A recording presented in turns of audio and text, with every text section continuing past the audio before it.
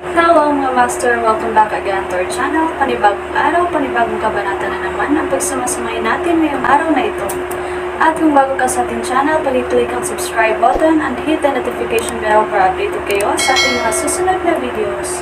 So mga master, bago natin simulan ang ating kabanata ngayong araw na ito, huwag po sana natin skip yung ads mga master no, dahil malaking bagay na po yan sa ating munting channel. So simulan na natin kabanata ngayong araw na ito. Let's go! Kabanata 5556-5575. Kabanata 5556. James ay naghanda ng isang masusing plano upang ibagsak ang mga Yefteres. Nadama niyang kailangan nilang alisin ang mga taong iyon ng isang beses at para sa lahat. Gayunpaman, hindi niya inaasahan na makatakas si Xavion sa kabila ng sitwasyon na hindi siya pabor. Ito ay labis na masamang balita. Kapag pinagaling ni Xavion ang kanyang mga pinsala at bumalik upang eksaktong paghihiganti, maaaring hindi makatakas si James at sa kanyang mga miyembro. Samantala, ang pagtaas ng tubig para sa panig ni James sa sandaling umalis si Xavion sa larangan ng digmaan. Ang unang magsasaka na nasakop ay si Corrado. Hindi niya pinamamahala ang tumagal hanggat siya ay nasugatan at higit pa. Si Cairo at ang iba ay mabilis na naglagay ng isang selyo sa kanya.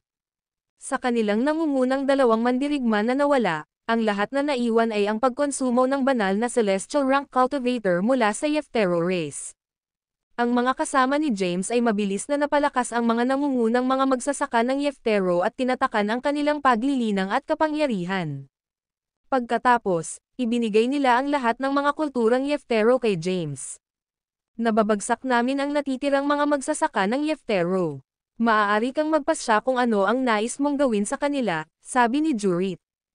Matapos ang pagsasaalang-alang ng ilang sandali, inilagay ni James ang lahat ng mga kalalakihan na iyon sa kanyang kayamanan sa imbakan. Sa kabilang banda, pinasok ni Quattro ang pangunahing espiritual na bundok sa loob ng teritoryo ng Yefteres upang maalis ang lahat ng mga nagtatanim na nagtatago doon. Di nagtagal, nakumpleto niya ang kanyang gawain. Di nagtagal, si James at ang iba pa ay nakipagpulong kay Quattro sa loob ng espiritual na bundok. Lahat sila ay nakaramdam ng kaunting pakiramdam ng nagawa habang tinitingnan nila kung paano napunit ang lugar at iniwan ngayon. Gayun din, ang panig ni James ay nagkaroon lamang ng maraming mga menor de edad na casualty sa kanilang misyon upang ibagsak ang mga Yefteres. Gayunpaman, wala sa kanila ang nakaramdam ng labis na kasiyahan o nasiyahan. Iyon ay dahil ang Xavion, ang pinakamalakas na Yeftero cultivator, ay lumayo. Bukod dito, ang Hakatra, Navin, at isang bilang ng kanilang mga karampatang magsasaka ay umalis sa teritoryo ng Yefteres. Ang mga taong iyon ay patungo sa gitnang eroplano. Pinamamahalaan lamang nila ang lahi ng Yeftero sa halip na Poxane ang buong lahi. Gayun din, gumawa sila ng isang kakilakilabot na kaaway sa labas ng Yefteres. Dragon General. Dumating si Quattro kay James. Ang Yefteres Treasury ay protektado ng isang pormasayon, at hindi ko maando o masira ito. Ikaw ang dalubhasa sa mga pormasayon. I unlock ang treasury at hatiin ang mga mapagkukunan na naipon ng Yefteres. Panipi. Si James ay naglakbay sa teritoryo ng Yefteres na may hangarin na makakuha ng mas maraming mapagkukunan at mga item para sa pagsasanay. Lahat sila ay nagtungo sa treasury ng Yefteres. Habang napansin niya ang pagbuo ng cast sa paligid ng treasury, pinunasan ni James ang kanyang mga browser. Ito ay isang napaka-espesyal na pormasayon. Marahil ito ay ginawa mula sa pinaka-misteryosong anyo ng inskripsyon na kabilang sa lahi ng Yeftero. Mangangailangan ito ng mahabang panahon para sa akin na alisin ito. Sa palagay ko mas mabuti kung lahat kayo ay nagtutulungan upang masira ang pormasayon. Panipi. Ang iba ay tumanggo ng dahan-dahan habang nakikinig sila kay James. Ang Quasi-Transcendental Bliss Rank Cultivator ay sumulong at sinimulan ang pag-atake sa pagbuo na inilagay sa paligid ng treasury.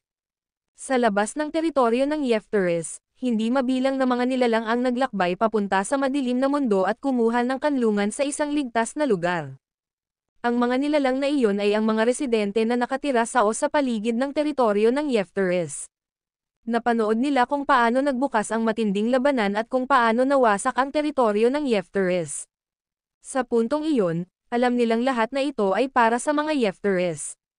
Bagaman ang ilan sa mga Yeftero cultivator ay pinamamahalaang nawala ang kanilang espiritual na bundok, na isang mahalagang lokasyon para sa mga Yefteres. Bilang karagdagan, sinusubukan ng grupo ni James na i-unlock ang kanilang kaban. Kahit na ang pinuno ng Yefteres at Grand Patriarch ay babalik dito mamaya, mahirap para sa kanila na bumangon muli sa kaluwalhatian matapos mawala ang lahat ng kanilang mga mapagkukunan. Ang ilan sa mga pangunahing grupo ng Primeval ay maaaring subukan din na sakupin ang iba pang mga teritoryo na kabilang sa mga Yefteres na sumusunod dito. Ang video na ito ay edited by Urban Storytelling. Kabanata 5557. Boom! Ang mga tunog ng isang malakas na pagsabog ay maaaring marinig na nagmula sa loob ng espiritual na bundok. Ang mga panginginig ay maaaring madama ang libo-libong metro ang layo. Ang quasi-transcendental bliss rango ng rango ay nagtagumpay sa pagsira sa pagbuo sa pamamagitan ng pagdidirekta ng kanilang mga pag-atake dito. Si James at ang iba pa ay pumasok sa Yefteres Treasury ng sabay-sabay. Ang lahat ay pinalawak ang kanilang mga mata sa pagkamangha habang tinitingnan nila ang masaganang mga mapagkukunan ng paglilinang na nakaimbak sa loob ng silid. Hindi namin ito hawati. Nagsimula si James, mayroon akong iba pang paggamit para sa mga mapagkukunang ito. Halos lahat kayo ay nakarating sa pinakatanyag ng iyong paglilinang at pagsasanay, kaya hindi mo talaga kailangan ang mga item na ito. Kailangan ko ang mga mapagkukunang ito. Galit na galit si Quattro. Naging sulyap si James sa direksyon ni Cairo. Agad na lumipat si Cairo. Nag-teleport siya patungo sa Quattro at naglagay ng isang selyo upang matrap siya sa lugar na iyon. James, paano ka magiging hindi makatwiran? Ginawa ko ang aking bahagi para sa misyon na ito, at halos mamatay na ako ngayon. Ngayon, sinusubukan mong i-hug ang lahat ng mga kayamanan dito. Habang si Quattro ay sumigaw kay James, ang iba pang mga magsasaka ay tumayo doon at nakinig. Tulad ng sinabi ni James, ang karamihan sa kanila ay nakarating sa pinakatanyag ng kanilang paglilinang. Hindi mahalaga kung gaano man bihira o mahalaga ang mga kayamanan sa paligid nila, ang mga magsasaka ng kanilang antas ay walang gamit para sa mga item na iyon. Humakbang si James at itinaas ang kanyang palad. Gumawa siya ng isang bola ng enerhiya sa gitna ng kanyang palad. Habang dahan-dahan ang pinakawalan ni James ang enerhiya, isang gust ng malakas na hangin ang lumusot sa buong silid. Kinuha ng enerhiya ang lahat ng mga kayamanan sa silid at inilipat ito sa kayamanan ng imbakan ni James. Suriin natin ang library ng Yefteres. Maliwanag na ngumiti si James. Narinig ko na ang Yefteres ay nagnanakaw ng maraming mga grupo ng mga Primevals ng kanilang mga inskripsyon sa huling digmaan na sumabog sa madilim na mundo. Dapat nating suriin ang aklatan at hatiin ang mga inskripsyon na iyon. Hinikayat ni James ang lahat ng mga magsasaka na sumali sa kanyang kadahilanan sa pamamagitan ng pag-alok sa kanila ng mahalagang mga item o pagkakataon. Gayunpaman, hindi nararapat para sa kanya na i-hug ang lahat ng mga kayamanan ng lahi ng Yeftero. Ang pangkat ng mga ito ay naghanap para sa Yefteres Library sa susunod. Nang maglaon, nakarating sila sa labas ng silid aklatan at nakakita ng isa pang porma sayon na nagpoprotekta sa silid. Sa kabutihang palad, ang pagsira sa pagbuo ay isang simpleng gawain para sa quasi-transcendental bliss rango ng rango. Makalipas ang ilang sandali, ang pagbuo ay naghagis sa paligid ng silid aklatan ay sumira at nasira habang ang mga magsasaka ay sumabog ang kanilang mga pag-atake sa pagbuo ng patuloy na. Pagkatapos, lahat sila ay nagmamadali upang tumingin sa paligid ng library ng Yefteres. Di nagtagal, natagpuan nila ang mga libro at talaan ng iba't ibang mga inskripsyon ng Primevals at ang mga kasanayan sa lagda na nilikha ng lahi ng Yeftero. Ang mga taong naghihintay sa labas ng teritoryo ng Yefteres ay maaaring makita kung ano ang nangyayari sa Yefteres Treasury at Library. Halos mahulaan nila ang pagbagsak ng lahi ng Yeftero. Ang mga nilalaman ng kanilang treasury at library ay kung ano ang gumawa ng lahi ng Yeftero ang pinakamalakas na grupo sa apat na sinaunang karera. Imposible para sa kanila na mapanatili ang kanilang katayuan at impluwensya ngayon na nawala ang lahat ng mga mahalagang kaalaman at mapagkukunan. Hindi nagtagal ang pangkat ni James upang tipunin ang lahat ng mga mahahalagang item na matatagpuan sa loob ng espiritual na bundok ng Yefteres. Di nagtagal, Nagtipon sila sa labas ng bundok. Ang titig ni James ay lumubog sa mga magsasaka sa harap niya. Ang labanan ay maaaring magtapos ngayon. Gayunpaman, kapag ang pinuno ng Yefteris at ang kanyang mga tao ay bumalik dito at nakita kung ano ang nagawa namin sa lugar na ito, tiyak na susundan sila para sa paghihiganti. Panipi. Nagpatuloy siya, sa makatuwid, ang aming misyon ay hindi pa tapos. Kailangan ko pa rin ang lahat ng iyong tulong upang tulungan ako sa gitnang eroplano. Panipi. Tiningnan ni Jurit si James at sinabi ng bagay na, natapos ko na ang aking papel para sa aming pakikitungo, kaya ang aking trabaho ay tapos na dito. Ang mangyayari pagkatapos nito o kung ano ang mangyayari sa iyo ay wala na sa aking negosyo. Pagkatapos, pinalawak niya ang kanyang kamay. Dahil ang trabaho ay tapos na, maaari mong ibigay ang natitirang kalahati ng mga primitive na inskripsyon na kabilang sa lahi ng tao sa akin ngayon. Ginawa ni James ang iba pang kalahati ng primal mantra at ipinasa ito kay Jurit. Nag-flash siya ng green. Mayroon akong lampara ng langis na maaaring magamit upang ma-access ang mundo ng bilangguan. Gusto mo bang bisitahin ang mundo ng bilangguan? Ang video na ito ay edited by Urban Storytelling. Kabanata 5558. James ay nais na hikayatin ang mga Shadowverse na sumali sa kanya kung posible. Kahit na natapos na nila ang labanan sa mga Yefteris ngayon, kalaunan ay haharapin ni James ang mga magsasaka ng Yeftero na lumayo. Gayun din, maaaring harapin ni James ang mga banta mula sa iba pang mga primeval ng madilim na mundo sa lalong madaling panahon.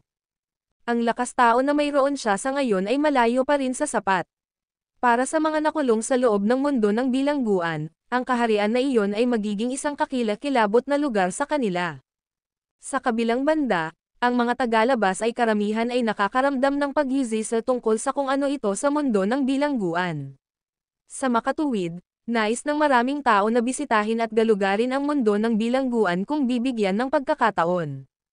Sa kasamaang palad, ang lampara ng langis na kinakailangan para sa pagpasok ng mundo ng bilangguan ay nawala sa mga nakaraang taon. Hindi inaasahan ni Jury na ang lampara ng langis ay nasa pag-aari ni James. Ipinaliwanag ni James, ang magsasaka na nakipaglaban sa tabi ng iba pa ay kasalukuyang nananatili sa mundo ng bilangguan. Binigyan niya ako ng isang inskripsyon pabalik nang bumisita ako sa mundo ng bilangguan. Sinabi niya sa akin na maaari kong ipatawag ang isang clone sa kanya sa pamamagitan ng paggamit ng inskripsyon. Panipi.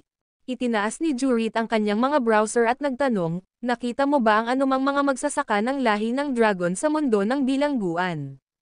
Umiling-iling si James. Hindi ako nanatili sa mundo ng bilangguan ng sapat upang galugarin ang buong lugar. Kaya, hindi ako sigurado kung sino o ano pa ang naruroon. Sige. Dadalhin kita sa alok, sumagot si Jurit, sasama ako sa iyo sa gitnang eroplano.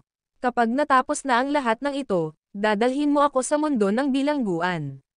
Deal. Malawakang sinag ni James. Hindi ako sasamahan sa oras na ito. Sinabi ni Lemuel, halos namatay ako kanina. Gayun din, nasasaktan ako ng malubhang pinsala. Kailangan ko ng oras upang pagalingin at mabawi. MHM. Tumango si James. Bakit ka? Si Quattro ay nag-fumed, makasarili mong kinuha ang lahat ng mga kayamanan. Hindi ko rin kayo susundan. Pinakawalan ni James ang isang mababang chuckle.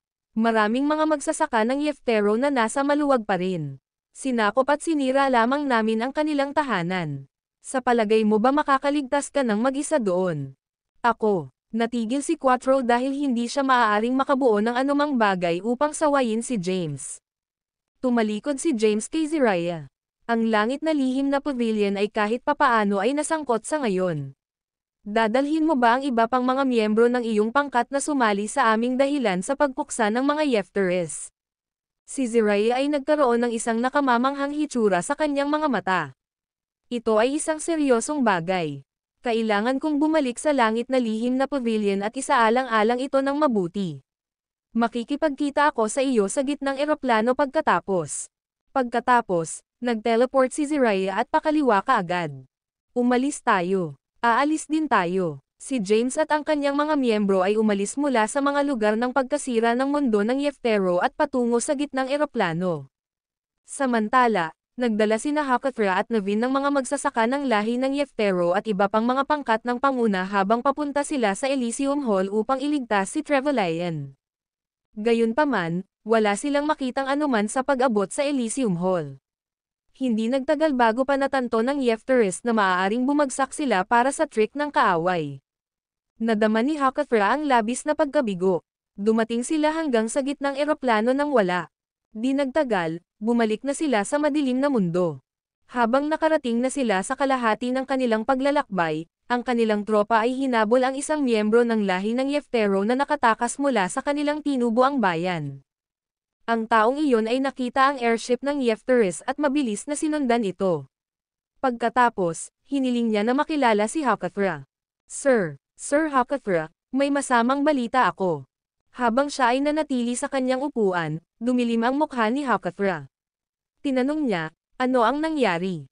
Matapos umalis ang mga tropa, isang pangkat ng mga kalalakihan ang nagpakita sa aming teritoryo. Si Hakathra ay may isang foreboding ng panganib. Binaril niya ang kanyang mga paa.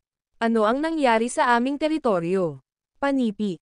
Karamihan sa aming mga magsasaka ay napatay. Ang mga kalalakihan na iyon ay nawasak din ang aming mga lupain at ninakawan ang aming kaban at silid-aklatan. Ang taong lumuhad ay nakaramdam ng isang alon ng mabisyo na paghuhugas ng enerhiya sa kanya sa susunod na instant. Imbeciles ka. Ang video na ito ay edited by Herban Storytelling. Kabanata 5559. Hakathra ay sumigaw sa tuktok ng kanyang baga. Isang napakalawak na enerhiya ang dinala kasama ang kanyang tinig. Ang taong nagpabatid lamang kay Hakathra ng balita ay ganap na napatay ng enerhiya na iyon. Maliban sa mga kulturang Yeftero, ang mga magsasaka mula sa iba pang tatlong sinaunang karera at iba pang mga pangkat ng primeval ay naroroon din sa silid. Narinig nila ang sinabi ng lalaki kanina, ngunit lahat sila ay pinili na manahimik. Naglakad si Hakathra kay Navin. Ang isang malalim na pagsimangot ay iginuhit ang kanyang mga browser. Nahulog kami para sa mga trick ni James Caden sa oras na ito. Kinuha niya si Elder Trevelyan upang maakit kami sa gitnang eroplano. Pagkatapos, dinala niya ang kanyang mga tauhan na salakayin ang aming base. Gayunpaman, nagtaas ng kilay si Hakathra. Paano ito posible? Mayroon kaming maraming mga bihasang at napapanahong mga magsasaka sa aming base. Ipinagpatuloy niya, mayroong hindi bababa sa 10 pagkumpleto ng mga banal na celestial rango na maaaring lumaban. Gayun din, nakamit ni Elder Corrado ang rango ng quasi-transcendental bliss. Mayroon din tayong Xavion. Hindi makakaalam ni Hakathra kung paano ito nangyari nang marami silang karampatang mga magsasaka na nagbabantay sa kanilang base.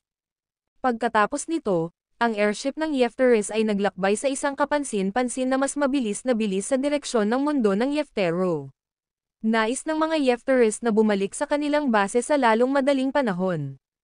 Nang sa wakas ay nakarating na sila sa mundo ng Yeftero, ang mga miyembro ng lahi ng Yeftero ay nasa isang estado ng pagkabigla habang tinitingnan nila ang paningin sa harap nila. Ang iba pang mga magsasaka ay bumagsak din sa kanilang mga panga. Ang Yeftero World, ang tahanan sa maraming pambihirang mga magsasaka na naglilingkod sa lahi ng Yeftero, ay nasira. Si Hakathra at ang iba pa ay mabilis na tumungo sa pangunahing espiritual na bundok. James Caden, tatapusin kita ng aking sariling mga kamay.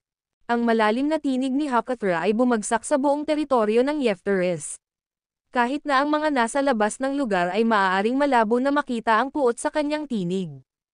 Habang ang mga Yefteris ay galit na galit sa nangyari sa kanilang base, ang mga kabilang sa iba pang mga pangkat ng primeval ay tumayo lamang sa gilid. Karamihan sa mga ito ay nasa loob ng panloob na nalulugod sa sitwasyong ito. Iyon ay dahil ang Yefteris ay nasiyahan sa ganap na kapangyarihan at kontrol sa madilim na mundo ng napakatagal.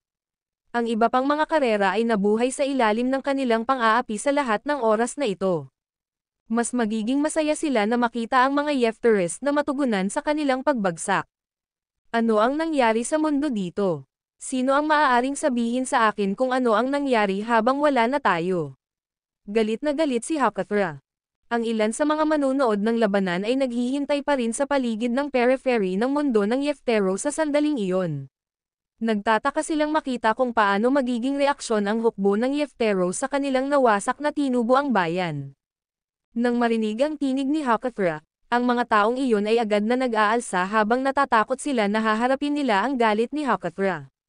Samantala, ang ilan sa mga magsasaka ng Yeftero, na nakaligtas sa pag-atake at nagtago sa mga lugar na iyon, ay mabilis na nagtipon sa espiritual na bundok.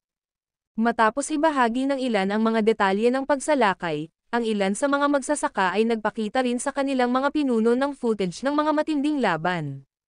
Maliban kay James, Cairo, at Quattro, ang iba pang mga magsasaka ay nagbago ng kanilang mga pagpapakita. Si Talvolay, lalo na, ay nagbago ng kanyang hitsura mula pa sa simula dahil hindi niya nais na ipagsapalaran ang paglantad sa pagkakasangkot ng mga Mevriers. James Caden, The Glaces, The Shadowers.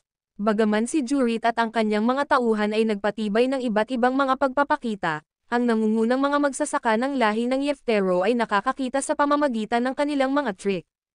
Ako, si Hakathra Yeftero, ay nanunumpa na aalisin ko ang bawat isa sa iyo. Kasabay nito, ang grupo ni James ay nakarating sa Elysium Hall pabalik sa gitnang eroplano. Inihayag ni James, ang bawat isa ay dapat napagod pagkatapos ng matinding labanan. Lahat kayo ay maaaring magpahinga at tumuon sa pagpapagaling ng iyong mga pinsala sa ngayon. Ang video na ito ay edited by Urban Storytelling. Kabanata 5560.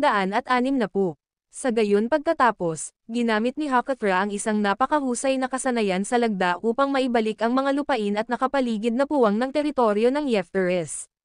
Sa kanyang hindi magagawang kapangyarihan, pinamamahalaang ni Hakathra na ibalik ang mundo ng Yeftero sa orihinal nitong estado. Maya-maya pa, nagtipon ang mga Yefteres sa loob ng pangunahing bulwagan. Karamihan sa mga taong ito ay nakaligtas sa pag-atake mula nang maipadala sila sa gitnang eroplano sa unang lugar. Lahat sila ay nakatingin sa isang footage sa bulwagan. Nakita nila kung paano unang lumitaw si James sa teritoryo ng Yefteres at sinimulan ang pag-atake sa kanilang mga tao. Kasunod nito, ang mga Yeftero cultivator ay umakyat upang palayasin ang mga kaaway. Di nagtagal, nakita nila ang mga eksena ng labanan ng Xavion. Parehong tinitingnan ni Hakathra at Naveen ang mga eksena. Makikilala nila si James, ang mga Glaces, at mga miyembro ng Shadowers. Gayunpaman, nabigo silang makilala ang iba pang mga magsasaka. Ang mga magsasaka tulad ni Lemuel at Talvolay ay maingat sa panahon ng misyon. Halimbawa, si Talvolay ay hindi gumamit ng alinman sa kanyang mga kasanayan sa lagda o kahit na mailabas ang kanyang buong kapangyarihan noon. Sir Naveen. Matapos mapanood ang buong labanan, si Hakathra ay may isang matigas na ekspresyon habang siya ay lumingon kay Naveen. Ano sa palagay mo ang dapat nating gawin upang maghayganti sa pagkamatay ng ating mga tao? Si Naveen ay may isang mabagsik na ekspresyon sa kanyang mukha.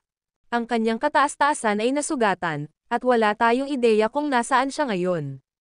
Kailangan nating hanapin siya sa lalong madaling panahon. Ang kanyang kataas-taasan ay nakipaglaban sa 4 na karampatang mga magsasaka ng sabay-sabay sa kanyang mga hindi magagawang kapangyarihan. Kung hindi ito dahil si James Caden ay tuso na sinaktan siya ng karma ng kapangyarihan, ang ating mga tao ay hindi mawawala sa labanan na ito. Panipi. Nagulat si Naveen nang maobserbahan niya ang pagganap ni Xavion sa mga laban. Umakyat si Xavion laban sa 4 na quasi-transcendental bliss rango ng rango, at halos pinamamahalaang niya na malampasan ang kanyang mga kalaban. Nakalulungkot, kalaunan ay nawala si Xavion at nakatakas matapos na mahit sa pag-atake ni James gamit ang Karma Power. Matapos ang isang maikling sandali, itinuro ni Naveen, gayon din, nakaranas kami ng malaking pagkawala sa oras na ito. Dapat nating panatilihin ang isang mababang profile sa oras na ito. Mula ngayon, pipigilan natin ang pagpasok sa teritoryo ng Yefteres at putulin ang lahat ng mga pakikipag-usap sa iba pang mga grupo. Lahat tayo ay mananatili sa aming base. Sir Naveen, mabilis na sinabi ni Hakathra, ang aming mga tao ay hindi kailanman nakaranas ng napakalaking kahihiyan. Dapat nating bayaran ang mga taong iyon para sa kanilang ginawa. Paano tayo mananatili dito at wala? Panipi. Ipinaliwanag ni Naveen, nawalan kami ng maraming lakas at mapagkukunan sa oras na ito. Sa makatuwid, dapat tayong maglagay ng mababa at tumuon sa paghahanda para sa aming susunod na pagkilos. Maraming iba pang mga primeval na may malaking kapangyarihan at impluwensya sa madilim na mundo. Gumawa kami ng maraming mga kaaway pagkatapos ng lahat ng mga taon na ito. Tiyak na susubukan ng mga taong iyon na samantalahin kami pagkatapos malaman kung ano ang nangyari. Panipi. Hindi ako sam-asang-ayon. Ang mga mata ni Hakathra ay makitid. Kahit na nawalan kami ng maraming lakas at mapagkukunan, marami pa rin tayong mga piling tao na magsasaka sa amin. Mayroon kaming dalawang quasi-transcendental bliss rango ng rango. Ang isa ay sapat na upang kunin ang isang buong hukbo ng mga tao. Sinabi niya sa pamamagitan ng mga gritted na ngipin, dapat nating ipahayag sa lahat ng nais nating eksaktong paghihiganti sa ating mga kaaway. Ang sinumang nang ahas na sumalungat sa amin ay haharapin ang aming puot. Panipi. Harapin ang aming puot. Tumingin si Navin kay Hakathra. Kung nagpa siya si James Caden at ang kanyang mga tauhan na magsimula ng pangalawang pag-atake sa amin ngayon, ano sa palagay mo ang magagawa natin bilang tugon sana? Si Hakathra ay naibigay na walang pagsasalita sa pamamagitan ng kanyang tanong. Napansin lamang nila ang mahusay na pagganap ng labanan na ipinakita ni James at ng kanyang mga kasama. Kung magsisimula sila ng isa pang pag-atake ng pag-atake, ito ang magiging wakas para sa mga Yefteres. Nakita ni Navin ang magkasalungat na ekspresyon sa mukha ni Hakathra. Kukunin natin ang aming paghihiganti. Ngunit hindi ito mangyayari ngayon. Dapat muna nating hanapin ang kanyang kataas-taasan. Kapag siya ay bumalik at nakamit ang buong pagbawi, ito ang oras para sa amin na gumawa ng aming paglipat. Oo, pakikibahagi ko ang iyong payo, Sir Navin, sabi ni Hakathra sa isang bahagyang nag-aatubili na tono. Kapag inihayag nila na limitahan nila ang pag-akses sa loob at labas ng mundo ng Yeftero, ang Yefteres ay hindi maiiwasang mawawalan ng kontrol sa iba pang mga lupain at mga tao sa ilalim ng kanilang pagsakop. Sa lahat ng oras at pagsisikap na ginugol nila sa pagpapalawak ng kanilang impluwensya ay hindi mawawala. Sa kasamaang palad, walang magagawa ang Hakathra sa ilalim ng kanilang kasalukuyang mga kalagayan. Pagkatapos bumalik sa Elysium Hall, ang mga kasama ni James ay bawat isa ay natagpuan ang isang tahimik na lugar upang tumuon sa pagpapagaling ng kanilang mga pinsala. Samantala, naghihintay pa rin si James para sa isang pag-update mula sa langit na lihim na pavilion. Ang video na ito ay edited by Urban Storytelling. Kabanata 5561. Soon, narinig ni James mula sa langit na lihim na pavilion. Ang mga powerhouse ng Yefteres ay bumalik sa kanilang punong himpilan. Nagpasya silang isara ang kanilang espiritual na bundok at huwag pansinin ang mga gawain sa labas ngayon. Noong nakaraang mga eons, sinakop ng mga Yefteres ang maraming mundo. Ngayon na pinili nila upang isara ang kanilang espiritual na bundok, katumbas ito ng pag-abandona sa mga nasakop na mundong ito. Ang mga karera ng madilim na mundo ay magsisimulang makipaglaban sa kanila sa lalong madaling panahon.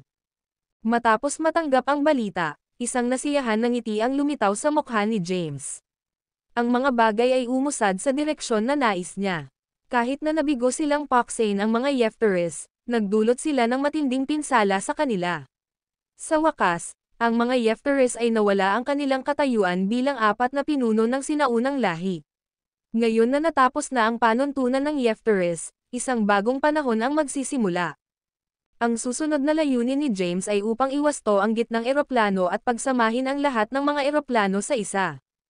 Ang iba't ibang karera ng Dark World ay abala sa pakikipaglaban sa mga pinabayaang mundo ng Yefteres at hindi mabibigyang pansin ang gitnang eroplano. Kahit na iginiit nila na makialam sa kanyang mga plano, kailangan nilang siguraduhin na sila ay sapat na malakas. Nabigla ang madilim na mundo matapos na pinangunahan ni James ang maraming mga powerhouse na salakayin ang mga Yefteres. Samantala, iniwan ni Talvolay ang Elysium Hall ng eroplano at bumalik sa mga Mevriades. Sa sandaling bumalik si Talvolay sa mga Mevriades, ipinadala niya ang kanilang mga powerhouse upang sakupin ang mga bakanteng mundo na inabandona ng Yefteres. Ang mga Mevriades ay isa sa apat na sinaunang karera at mayroon ng isang makapangyarihang puwersa. Nais ni Talvolay na makakuha ng mas maraming teritoryo hanggat maaari upang mapagbuti ang kanilang pangkalahatang lakas. Matapos umalis si Talvolay, bumalik din si Yered sa Flamme, nais na sakupin ang pagkakataon na palakasin ang kanilang lahi. Kasabay nito, ang mga Shadowers ay nasa paglipat din. Matapos manatiling nakatago sa loob ng mahabang panahon, sa wakas ay muling nabuhay sila sa publiko at naghahanap din na sakupin ang lupang inabando ng Yefteres. Ang mga makapangyarihang karera tulad ng Suonteles at Zoltrams ay hindi rin nanatiling idle. Ang pag-atake ni James sa Yefteres ay sumire sa istruktura ng kuryente ng Dark World. Hindi mabilang na karera ang lumitaw, kasama ang ilang nakatago sa loob ng mahabang panahon, na umaasang magbahagi ng isang piraso ng pie. Ang iba't ibang mundo ay nakikipagkompetensya para sa hegemony. Nanatili si James sa gitnang eroplano ngunit pinagmamasdan ang sitwasyon ng madilim na mundo. Ang langit na lihim na pavilion ay pinanatili ang na-update ni James tungkol sa mga paggalaw ng madilim na daigdig. Lahat ay nangyayari ayon sa plano ni James. Ngayon na ang madilim na mundo ay nasa kaguluhan, walang oras na mag-aalaga sa kanya na pagwawasto ng gitnang eroplano. Para sa matagumpay na pagsamahin ni James ang lahat ng mga eroplano, dapat muna niyang master ang kanilang mga landas sa Genesis. Gayunpaman, naitala lamang ng Genesis Path ang banal na kasulatan ang mga landas ng Genesis na nakolekta niya sa kanyang nakaraang buhay.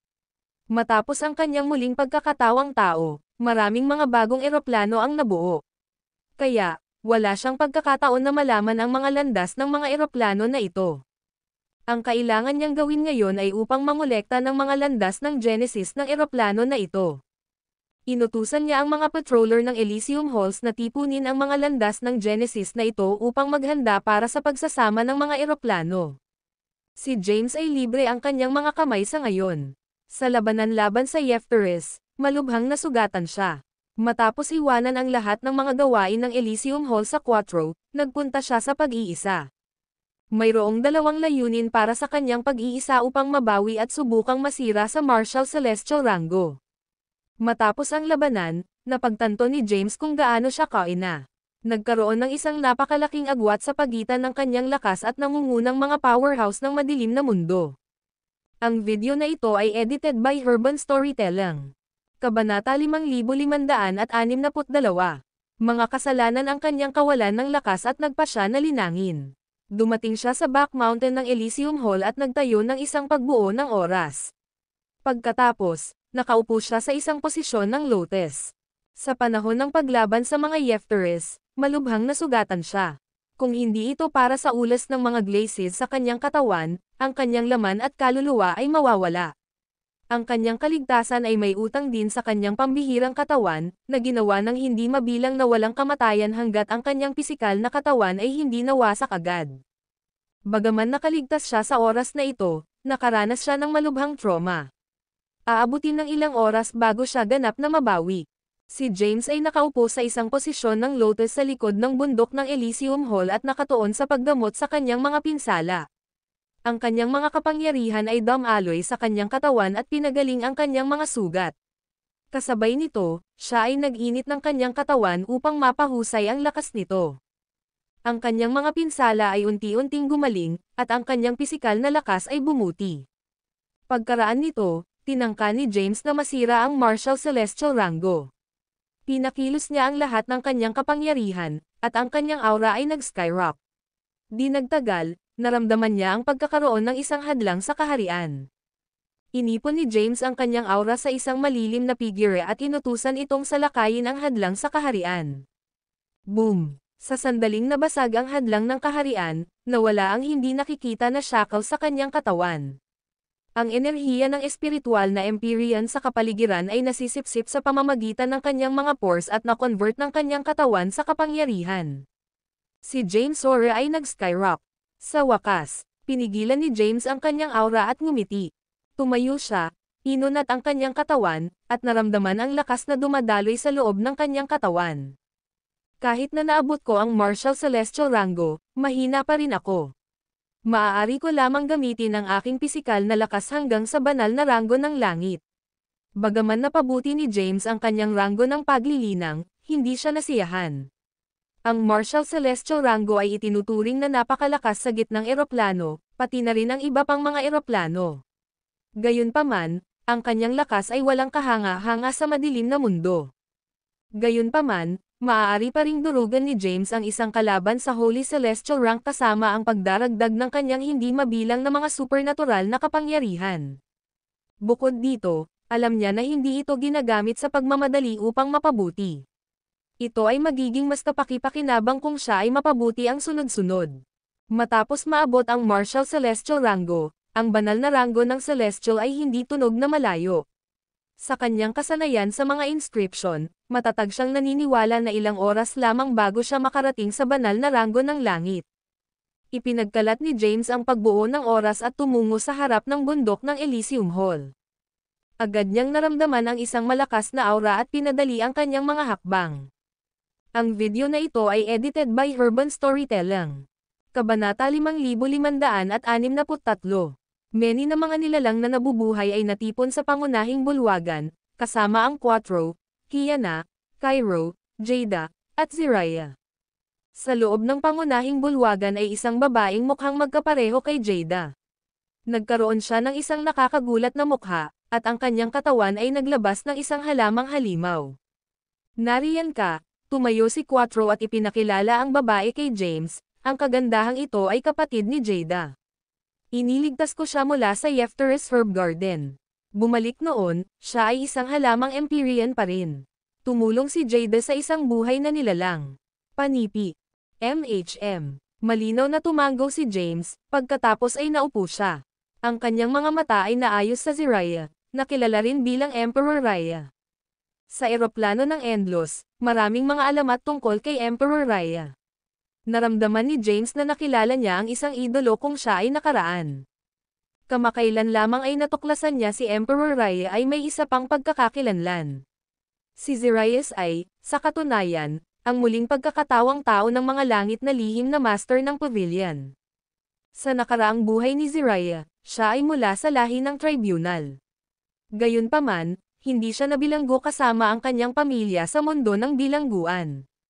May mga pangarap siyang iligtas ang mga powerhouse ng kanyang lahi mula sa mundo ng bilangguan. Matapos maabot ang ranggo ng Quasi-Blaze, at inaangkin na Panginoon ng Dark World, sumakay siya sa Yefteris at nagnakaw ng lampara ng langis. Gayunpaman, siya ay nasugatan habang nakatakas at naiwan na walang pagpipilian kundi upang muling mag-ayos sa eroplano ng Endlos. Iyon ay kung paano ang kanyang bagong pagkakakilanlan, si Emperor Raya, ay umiral. Ngayon, si Ziraya ay nakabawi na sa ranggo ng Quasi-Bliss. Tumingin si James kay Ziraya at tinanong, kailan ka dumating? Sumagot si Ziraya, ilang taon na ang nakalilipas. Nakita kong nasa pag-iisa ka, kaya't hindi ako nakakagambala sa iyo. Sumali ka ba sa puwersa sa akin? Tanong ni James. Ngumiti si Ziraya at sinabing, hindi talaga. Kahit na na-reincarnated ako sa eroplano ng Endlos at technically ako mula sa parehong eroplano na katulad mo, miyembro pa rin ako ng lahi ng tribunal sa aking nakaraang buhay. Ang layunin ko ay iligtas ang mga powerhouse ng aking lahi. Kailangan kong pumasok sa mundo ng bilangguan, ngunit ang lampara ng langis ay kasama mo. Panipi. Sumagot si James, kahit nabibigyan kita ng lampara ng langis, walang saysay. Maaari kang makapasok sa mundo ng bilangguan, ngunit hindi mo mailalabas ang sinuman. Sumagot si Ziraya, alam ko. Gusto ko lang suriin muna ang sitwasyon sa mundo ng bilangguan. Ipinaliwanag ni James, nakarating na ako sa mundo ng bilangguan. Walang abnormal doon, at ang iba't ibang karera ay nabubuhay ng magkakasuwato. Gayunpaman, ang mga powerhouse sa ranggo ng Quasi-Bliss ay nabuklod. Nagtitipon ako ng ilang mga materyales upang dalhin sa mundo ng bilangguan. Si Seraphil, na nasa loob ng mundo ng bilangguan, ay maaaring gumawa ng ilang mga makapangyarihang hangganan na nag-neutralize ng mga porma sayon. Sa mga runes na ito, ang mga nakulong sa loob ng mundo ng bilangguan ay may iwan. Panipi. Nag-isip sandali si Ziraya at tinanong, paano tayo sumali sa mga puwersa upang makuha ang mga powerhouse ng iba't ibang karera at pilitin silang masira ang pagbuo ng mundo ng bilangguan? Iminungkahi ni Ziraya ang pinakamabilis na paraan na maisip niya upang mailigtas ang mga powerhouse ng kanyang lahi. Sa mga puwersa ni James, maaari nilang pilitin ang iba't ibang karera ng madilim na mundo na magpadala ng isang kinatawan upang masira ang porma sayon. Umiling-iling si James at sinabing, natatakot ako na hindi gagana. Matapos ang pag-aaway, marami sa mga karera na ito ang napatay. Nawala din ang kanilang mga primitive na inscription. Kahit na mayroon pa rin sila, nagmumungkahi ka ng digmaan laban sa buong madilim na mundo. Wala akong lakas upang labanan, o ang mga powerhouse sa paligid ko ay sam-asang-ayon dito. Noong nakaraan, naubos ni James ang marami sa kanyang mga mapagkukunan upang makakuha ng mga powerhouse upang matulungan siyang sirain ang mga Yefteres.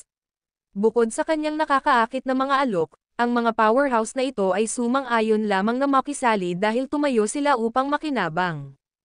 Hindi sila sasang-ayon na tulungan siyang tipunin ang iba't ibang mga powerhouse ng karera upang buksan ang pagbuo ng mundo ng bilangguan. Si Jiraiya ay nagbuntong hininga ng walang magawa. Sinabi ni James na may ngiti, "Huwag kang mag-alala. Nakarating na ako sa mundo ng bilangguan. Mabuti ang lahi ng tribunal. Nakilala ko pa si Gustav Terrell. Binigyan niya ako ng isang inskripsyon na gumaganap ng malaking bahagi sa pag-atake sa Yefteres." Panipi. Ano ang iyong susunod na plano? Tanong ni Jiraiya. Sumagot si James, nais kong pagsamahin ang hindi mabilang na mga eroplano upang makabuo ng isang malakas na mundo. Sa pamamagitan lamang ng paggawa nito maaari tayong tumayo laban sa mga pangunahing karera ng Dark World. Panipi. Maaari ba kitang tulungan sa anumang bagay? Tanong ni Jiraiya. Sumagot si James, tiyak. Kahit na matapos ko ang lahat ng iba't ibang mga landas ng Genesis ng eroplano, ang pagsasama sa kanila ay hindi magiging madali. Sa panahon ng proseso ng pagsasanib, magkakaroon ng malaking pagtutol. Kailangan ko ng ilang mga powerhouse upang matulungan ako sa paglaban. Sige, kung kailangan mo ng tulong sa anupaman, ipaalam lamang sa akin. Mayroon lamang akong isang kahilingan. Sa susunod na pagpasok mo sa mundo ng bilangguan, dalhin mo ako. Oo naman. Ang video na ito ay edited by Urban Storytelling. Kabanata 5564. Ngayon na nakabawi si James mula sa kanyang mga pinsala at ang kanyang ranggo ng paglilinang ay napabuti, oras na upang isama ang mga eroplano. Gayunpaman, kailangang malaman ni James ang mga landas ng Genesis ng mga eroplano na hindi pa niya pinagkadalubhasaan. Habang siya ay nasa pag-iisa, ang mga patroller ng Elysium Hall ay nagtungo sa ilang mga bagong nabuo na eroplano at kinuha ang kanilang mga landas sa Genesis. Humigit kumulang 10,000 mga landas ng Genesis ang nakolekta at ibinalik sa Elysium Hall. Hindi inaasahan ni James ang maraming mga eroplano na ipanganak pagkatapos ng kanyang muling pagkakatawang tao. Bagaman sila ay mga mababang antas ng eroplano, mahalaga sila sa pagbuo ng isang pangunahing mundo. Papasok na ulit ako sa pag-iisa upang maunawaan ang mga bagong landas ng Genesis. Matapos umalis ng ilang mga salita, tumungo si James sa back mountain ng Elysium Hall. Nag-set up siya muli ng isang pagbuo ng oras at nagsimulang maunawaan ang mga bagong nakuha na mga landas ng Genesis. Pinagkadalubhasaan na ni James ang maraming mga primitive na inskripsyon mula sa madilim na daigdig at nilinang din ang Primal Mantra. Ang Primal Mantra ay naglalaman ng mga primitive na inskripsyon ng lahi ng tao, ang pangunahing bahagi ng lahat ng mga primitive na inskripsyon. Kaya, madali para sa kanya na makabisado ang mga landas ng Genesis ng mga mababang antas ng eroplano. Madali siyang maging malalim kung gumugol siya ng ilang oras sa pag-aaral sa kanila. Mabilis na pinagkadalubhasaan ni James ang mga landas ng Genesis sa loob ng pagbuo ng oras. Pagkatapos, agad siyang umalis sa pag-iisa. Nakipag-ugnay siya sa mahusay na commander ng Shadowverse na si Jurit, at hiniling siyang lumapit sa gitnang eroplano upang matulungan ang pagsamahin ang mga eroplano. Gayunpaman, abala si Jurit sa madilim na mundo, na nangunguna sa mga powerhouse ng Shadowverse sa paglaban sa mga pinabayaang mundo ng Yefteres. Ang mga Mevrayes ay nabighani din sa kompetisyon sa teritoryo. Ang tanging magagamit na mga powerhouse ay sina Cairo at Jiraiya. Ang iba pang mga powerhouse ay wala sa gitnang eroplano. Naisip ni James ito sandali. Nang maglaon, napagpasyahan niya na ang Cairo at Jiraiya ay dapat na makatiis sa lumalaban na puwersa mula sa pagsasanib ng mga eroplano. Sa loob ng pangunahing bulwagan ng Elysium Hall, maraming mga powerhouse ang natipon. Excited na sinabi ni Quattro, "Handa ka na bang pagsamahin ang mga eroplano, pangkalahatan? Malapit ka bang lumikha ng isang hindi nakikita na mundo?" "Yeah." Malinaw na tumanggaw si James. Lumapit si Quattro kay James at sabik na tinanong, "Pagkatapos mong magtagumpay, anong posisyon ang bibigyan ako?" Nais kong maging Panginoon ng bagong daigdig. Samantala, ikaw, dapat kang bumalik sa mga eksena. Sumulyap si James sa Quattro.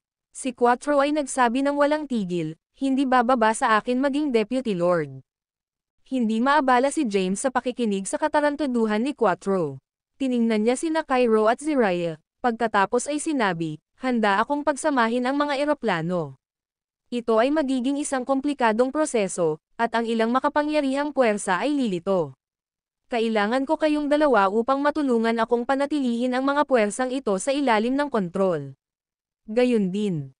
Matapos ang pag-pause ng maikling, sinabi ni James, nag-aalala ako na makikialam ang karera ng Dark World.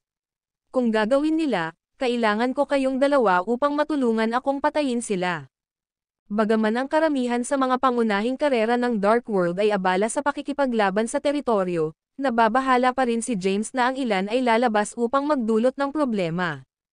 Oo naman, walang problema, sabay-sabay na sagot ni Cairo at Zariah. Tumango si James. Kumusta naman ako? Ano ang gagawin ko? Tanong ni Quattro. Sumagot si James, manatili dito at huwag maging sanhi ng problema. Pagkatapos magsalita, nawala si James. Sa susunod na sandali, nasa loob na siya ng gitnang eroplano. Nag-hover siya sa walang bisa, at isang makapangyarihang aura ang bumangon mula sa kanyang katawan. Hindi mabilang na mga inscription ng Genesis ang material sa paligid niya. Kailangan ni James ang mga inscription ng Genesis na ito upang pagsamahin ang hindi mabilang na mga eroplano na may gitnang eroplano. Ang kanyang aura ay sumisid sa walang bisa at inalis ang gitnang eroplano. Ang mga nabubuhay na nilalang sa gitnang eroplano ay agad na napansin ang aura. Ano ang nangyayari? Ang video na ito ay edited by Urban Storytelling. Kabanata 5565. Ano ang isang makapangyarihang aura? Ito ay nagmumula sa universo kung saan matatagpuan ang Elysium Hall. May nangyayari ba doon? Ang mga powerhouse mula sa buong gitnang eroplano ay nakakagulat. Mabilis nilang pinakawalan ang kanilang zen, sinusubukan na maunawaan kung ano ang nangyayari sa Elysium Hall. Natapos silang lahat na napansin si James sa walang bisa ng universo. James nitit, panipi, ano ba talaga ang sinusubukan na gawin ni James? Nagulat ang mga powerhouse ng gitnang eroplano. Samantala, si Lemuel ay nasa pag-iisa sa isang banal na site ng Back Mountain ng Jew Academy. Mula nang siya ay bumalik mula sa madilim na mundo, siya ay nag-recuperating. Nabawi na niya ngunit nanatili siya sa pag-iisa upang linangin. Matapos ang nakaraang labanan, natanto niya ang kanyang mga pagkukulang. Kahit na siya ay may lakas sa pagkumpleto ng Holy Celestial Rank, nagpupumig siya laban sa isang tunay na powerhouse sa pagkumpleto ng Holy Celestial Rank. Sa isang matagal na labanan, tiyak na siya ay matalo ng malungkot. Nakatagpo siya ng maraming mga powerhouse sa ranggo ng Quasi-Bliss sa oras na ito at alam kung paano nakakatakot ang ranggo. Habang nasa pag-iisa, naramdaman ni Lemuel ang malakas na pagbabago-bago ng aura na nagmula sa universo kung saan matatagpuan ang Elysium Hall. Agad niyang pinakawalan ang kanyang zen upang suriin ang sitwasyon.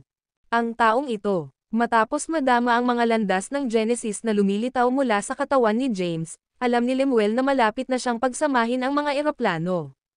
Nagtataka ako kung anong uri ng mundo ang ipanganak pagkatapos ng lahat ng mga eroplano na pagsamahin sa gitnang eroplano. Inaasahan ni Lemuel ang kinalabasan. Ang lahat ng mga powerhouse ng Central Plain ay binibigyang pansin si James. Gayunpaman, tanging si Lemuel ng Jew Academy ang alam kung ano ang nais gawin ni James. Ang iba pa ay ganap na walang gana sa kung ano ang layunin ni James. Go! Biglang sumigaw si James. Ang kanyang tinig ay lumubog sa buong lugar, at ang hindi mabilang na mga landas ng Genesis ay kumalat. Ang mga landas ng Genesis ay dahan-daang pinagsama sa mga eroplano sa paligid ng gitnang eroplano. Kinontrol ni James ang mga eroplano sa mga landas ng Genesis. Sa sandaling iyon, ang mga eroplano ng Countess ay dahan-daang lumipat at pinagsama patungo sa gitnang eroplano. Ang mga nabubuhay na nilalang ng Central Plain ay nabulok. Anong ginagawa niya? Sinusubukan ba niyang pagsamahin ang mga eroplano? Baliw iyon. Nagulat ang lahat. Pinakilos ni James ang mga landas ng Genesis upang pilitin na ilipat ang mga eroplano na ito patungo sa gitnang eroplano. Ang isa sa mga eroplano ay napakalapit sa gitnang eroplano. Kaagad, may mga palatandaan ng pagsasanib. Gayunpaman, lumitaw ang isang kakaibang puwersa matapos silang makipag-ugnay. Ang puwersa ay katulad ng karma power ngunit mas kakaiba. Sa sandaling iyon, si James ay sinaktan ng isang backlash, at nakaranas siya ng pinsala. Ang kanyang pisikal na katawan ay nasa huling yugto ng Holy Celestial Rank, ngunit nasugatan pa rin siya. Ang lakas ng backlash ay napakalakas. Sumimangot si James. Pinagsama niya ang mga eroplano bago ngunit hindi kailanman nagpapanatili ng isang backlash. Kaya, ito ay dumating bilang isang sorpresa. Ang kanyang mga aksyon ay tila nakakaakit ng ilang uri ng ipinagbabawal na kapangyarihan. Gayunpaman, si James ay hindi malapit na sumuko pagkatapos makakuha ng hanggang ngayon. Kung hindi man, ang lahat ay walang kabuluhan. Halika, nagdilim ang mukha ni James. Ang isang lugar ng eroplano ay nagsimulang mag-fuse sa gitnang eroplano. Ang lugar kung saan ang dalawang eroplano ay biglang nagkalat. Ang mga nabubuhay na nilalang sa mga lugar na iyon ay agad na pinatay. Maraming mga nabubuhay na nilalang ang namatay ng tragically. Gayunman, si James ay hindi maabala sa kanila ngayon. Sa pamamagitan ng kanyang lakas, madali niya itong mabuhay muli sa ibang pagkakataon.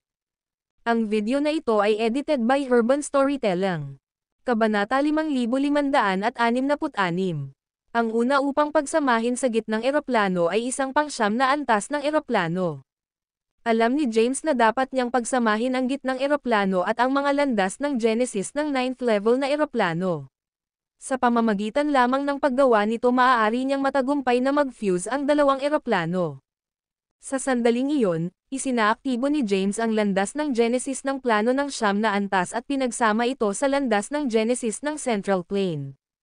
Maaari pa niyang i-fuse ang mga primitive na inscription ng elemental.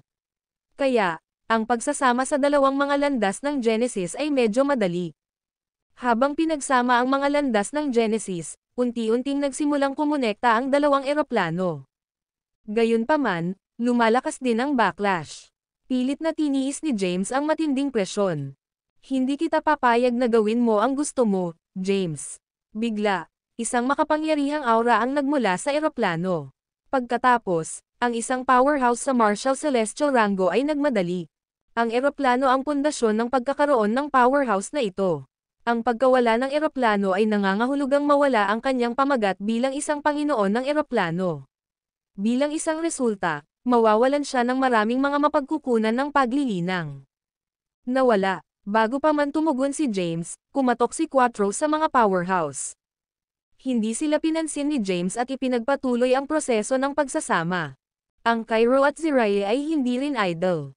Ang kanilang gawain ay upang panuurin ang madilim na mundo at maiwasan ang mga powerhouse nito na makialam.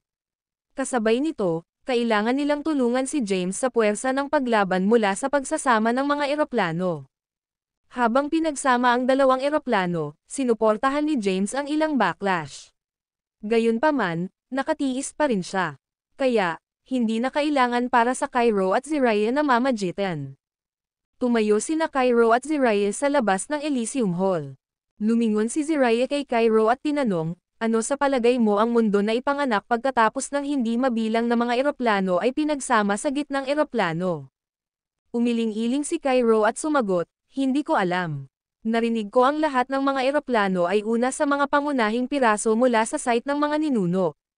Kahit gaano kalakas ang bagong mundo na ito, hindi ito ihahambing sa site ng mga ninuno. Maingat na sinabi ni Ziraya, ang kasalukuyang mundo ng bilangguan ay ang mga lugar ng pagkasira ng mga ninuno.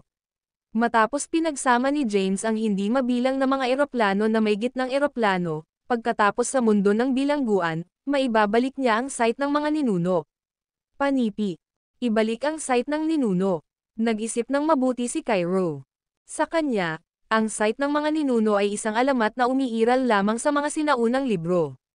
Nawasak ito ng matagal na ang nakalipas. Kung ito ay naibalik, ito ay magiging isang makasaysayang kaganapan. Inaasahan ni Cairo at Ziraya ang hinaharap. Sa sandaling iyon, ang eroplano ng ikasyam na antas ay mabilis na pinagsama sa gitnang eroplano. Ang dalawang makapangyarihang eroplano na na-overlay, at hindi mabilang na mga lugar ang nawasak.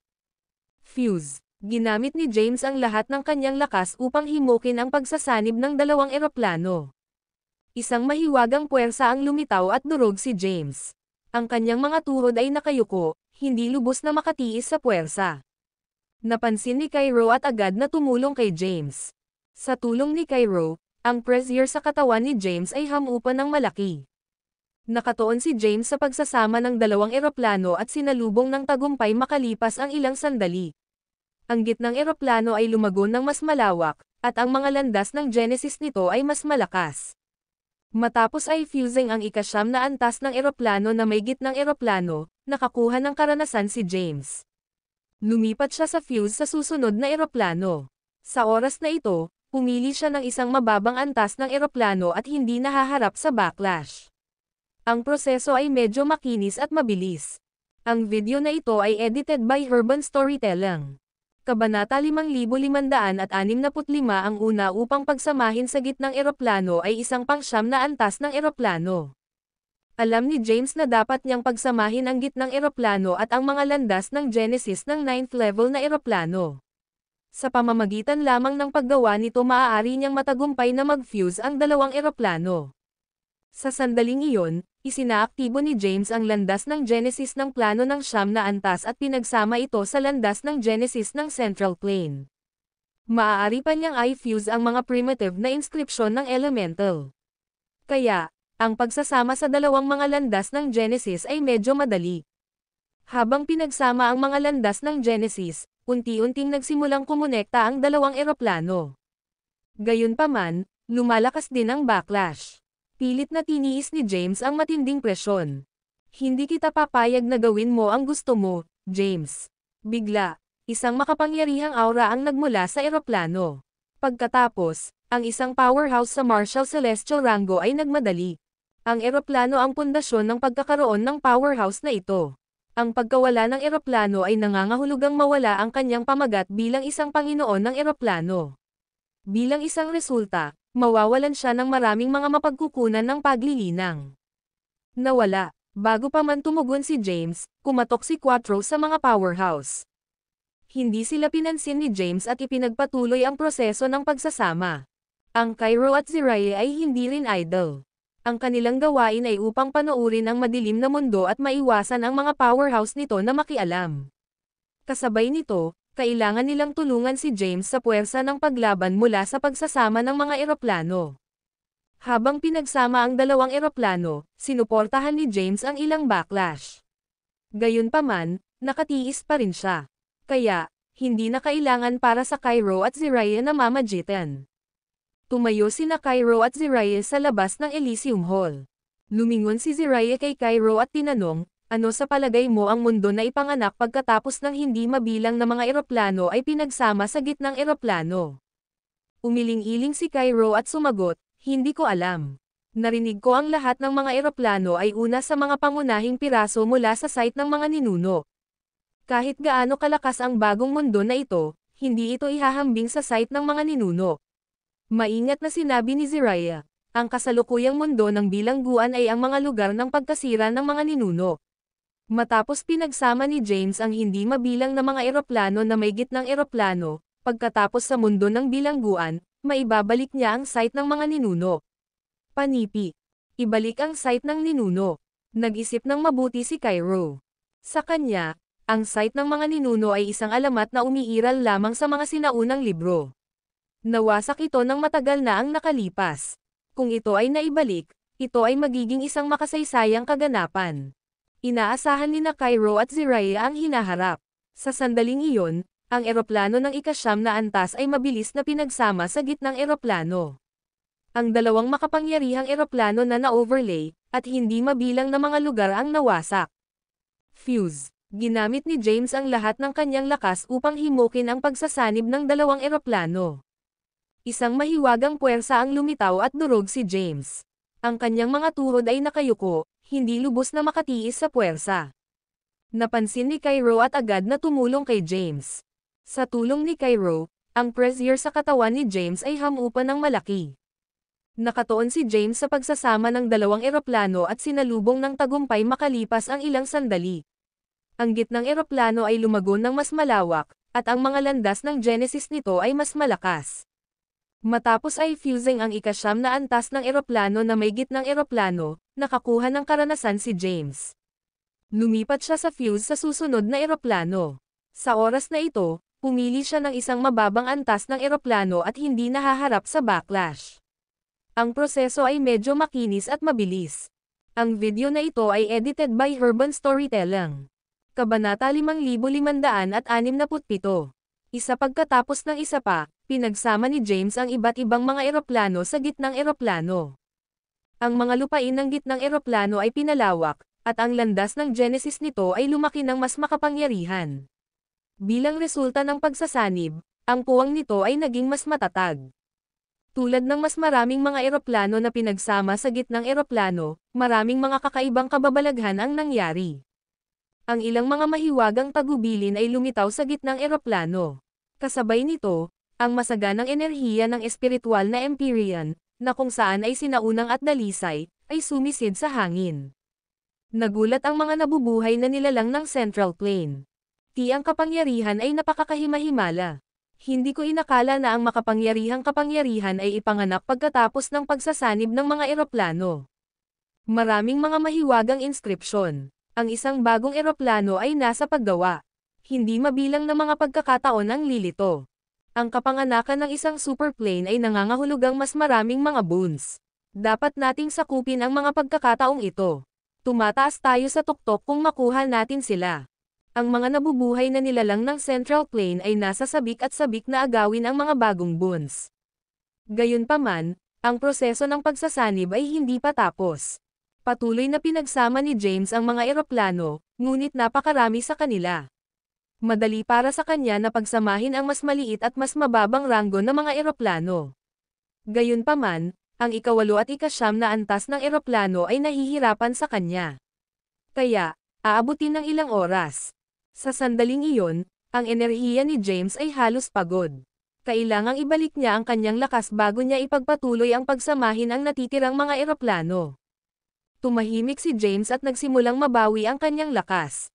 Kahit na ang madilim na mundo ay nasa kaguluhan, ang gitnang eroplano ay palaging naging focus ng hindi mabilang na karera. Noong nakaraan, ang gitnang eroplano ay hindi gaanong banta. Gayunpaman, si James, na nagmula sa gitnang eroplano, ay nagpukaw ng isang bagyo. Pinunasan niya ang marami sa mga powerhouse ng Yefteris, na pinilit silang i-seal ang kanilang espiritual na bundok at pigilan ang paglipat sa madilim na mundo. Sa makatuwid, marami sa mga karera ng madilim na mundo ang nagbigay ng espesyal na pansin sa gitnang eroplano at Elysium Hall. Pinagsasama ni James ang mga eroplano sa labas. Pinagsama na niya ang ilan sa kanila sa gitnang eroplano. Ang mga espesyaliya mula sa iba't ibang karera ng Dark World ay mabilis na naiulat ang balita sa kanilang punong tanggapan. Ang mga pangunahing karera ng Dark World ay nabigla matapos malaman ang balita. Pinagsasama niya ang mga eroplano sa labas. May kakayahan ba siya? Ito ay masama. Hindi natin hayaang pagsamahin ni James ang mga eroplano. Malapit siya sa mga nakaligtas sa mga glacis. Kapag matagumpay siyang lumilikha ng isang superplane, mapapahamak ang ating lahi. Matapos malaman ng Suonteles, Zoltrams, at iba pang mga pangunahing karera ang balita, ang kanilang unang reaksyon ay pagkabigla. Gayunpaman, mabilis silang nadarama at alam na hayaan ang pagsamahin ni James ang mga eroplano ay hindi magtatapos ng maayos para sa kanila. Napagpasyahan nila na kinakailangan upang makarating sa kanyang paraan. Gayunpaman, pinamamahalaang ni James na magdulot ng matinding pinsala sa Yefteris. Kaya, nag-aalala sila tungkol sa pagpunta sa kanyang paraan. Lahat ng mga ito ay nadama na walang magawa matapos maalala kung paano pinamamahalaan ni James ang mga Yefteris. Hindi sila naglakas loob na makialam at walang pagpipilian kundi hayaan si James na gawin ang nalulugod. Sa gitnang eroplano, mabilis na nakuha ni James ang kanyang lakas. Pagkatapos, ipinagpatuloy niya ang pagsamahin ang natitirang mga eroplano sa gitnang eroplano. Ang puwang ng gitnang eroplano ay patuloy na lumalaki ng mas advanced. Ang proseso ay naging mas mahirap habang ang bilang ng mga eroplano ay pinagsama sa gitnang eroplano ay tumaas. Ang puwersa ng paglaban na ginawa sa panahon ng proseso ay lumaki ng mas makapangyarihan, at nagsimulang makipaglaban si Cairo. Nagmamadali si Chero, kailangan ko ng tulong, Jiraiya. Hindi na ako makakapigil sa mas matagal. Ang video na ito ay edited by Urban Storytelling. Kabanata 5568. Chero ay hindi na makatiis sa pagtaas ng backlash mula sa pagsasama ng mga eroplano. Tumingin siya kay Jiraiya sa tabi niya at humingi ng tulong.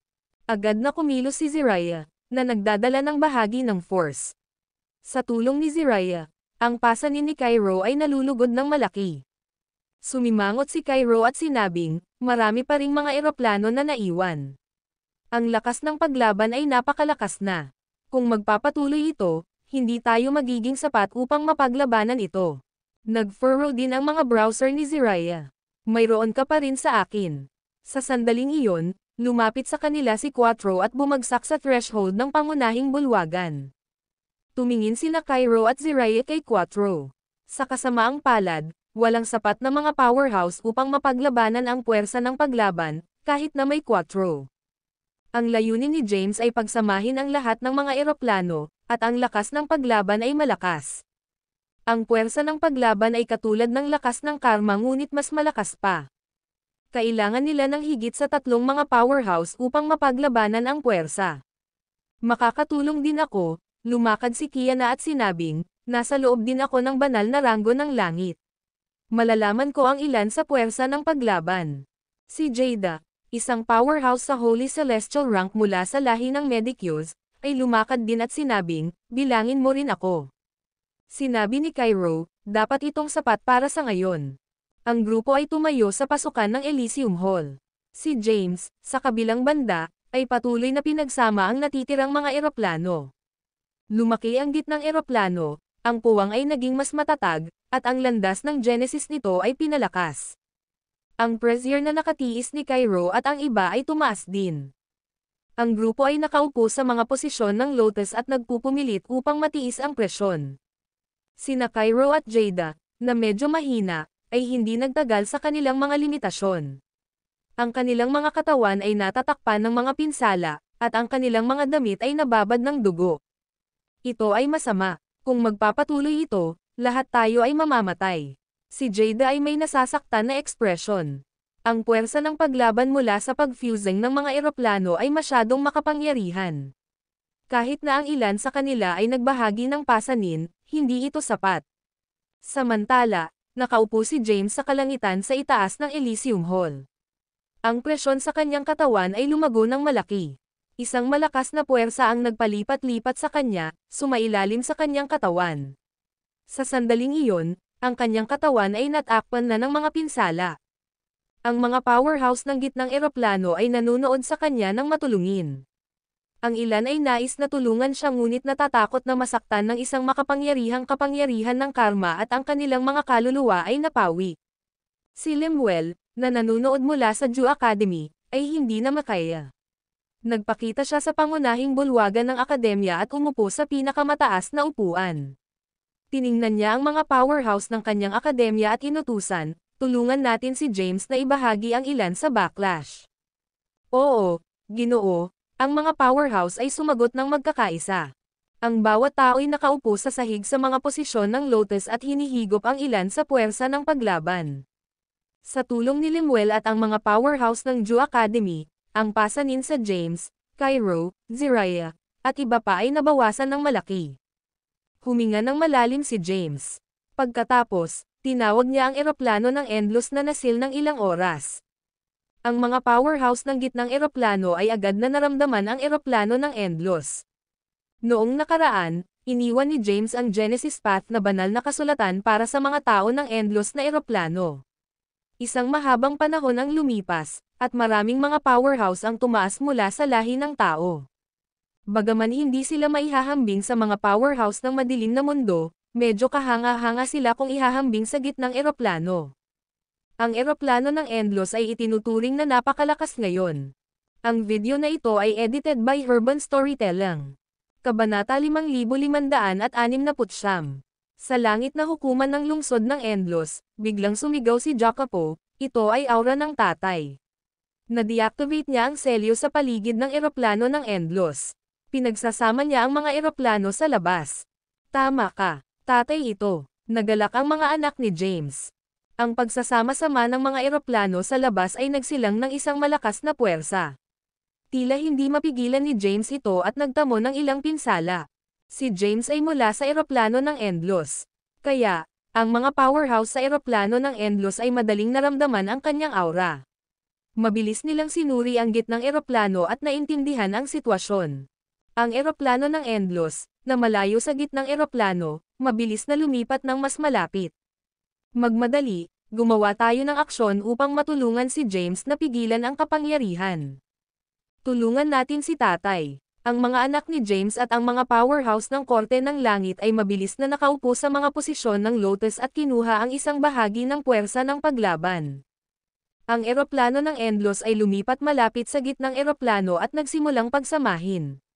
Bilang resulta, marami sa mga rehiyon ng hangganan ng eroplano ng Endlos ay gumuho, at hindi mabilang na buhay ang nawala.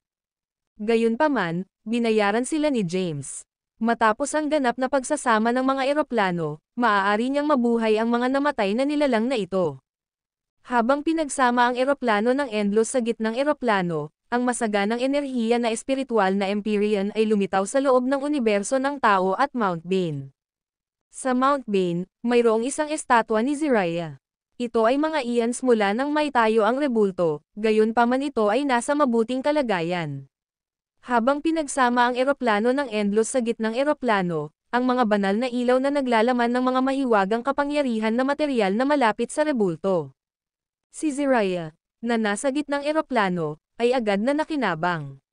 Ang kanyang mga pinsala mula sa nakatago ng puwersa ng paglaban ay nagsimulang gumaling ng mabilis. Kasabay nito, ang kanyang ranggo ng paglilinang at lakas ay patuloy na napabuti. Sa isang iglap lamang, naabot niya ang ranggo ng Quasi-Bliss.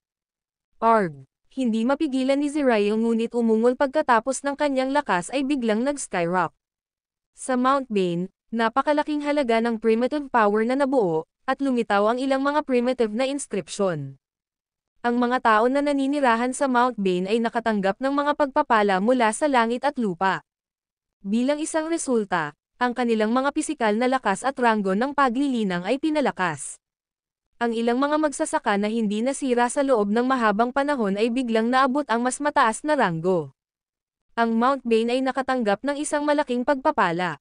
Tulad ng para sa korte ng makalangit na lahi ng tao, na direktang nasa itaas ng Mount Bane, nakinabang din ng malaki. Di nagtagal, matagumpay na pinagsama ni James ang eroplano ng Endlos na may gitnang eroplano. Pagkaraan, lumipat siya sa ibang eroplano. Natuwa ang mga miyembro ng Korte ng Langit. Nakatanggap sila ng isang banal na pagpapala mula sa langit at lupa, na nagpabuti sa kanilang mga ranggo ng paglilinang. Mabilis na inutusan ni Hetsema ang lahat ng mga tao sa eroplano ng Endlos upang ibahagi ang puwersa ng paglaban na ipinanganak mula sa pagsasama ng mga eroplano. Sa tulong ng hindi mabilang na mga tao, ang paunang pangkat na naatasan sa pag-iwas sa puwersa ng paglaban ay agad na napahinga ng malaki. Nagpatuloy si James sa proseso ng pagsasama. Isa-isa, pinagsama niya ang mga eroplano sa gitnang eroplano. Ang video na ito ay edited by Urban Storytelling. Kabanata 5570. James ay matagumpay na pinagsama ang lahat ng mga eroplano sa isang pangunahing mundo. Sa panahon ng proseso, ipinanganak ang isang puwersa ng paglaban. Sa kabutihang palad, maraming mga powerhouse ang sumali upang matulungan si James na ibahagi ang pasanin. Matapos makumplito ang superplane, napuno ng eroplano ang masaganang enerhiya ng Empyrean. Ang mga tumulong kay James ay nakapaloob sa pamamagitan ng mahiwagang enerhiya na espiritual na Empyrean at nakatanggap ng mga pagpapala na nagreresulta sa kanilang mga pisikal na katawan, lakas, at mga ranggo ng paglilinang na pinahusay. Gayunman, si James ang siyang nakinabang. Naupo siya sa isang posisyon ng Lotus sa itaas ng Elysium Hall.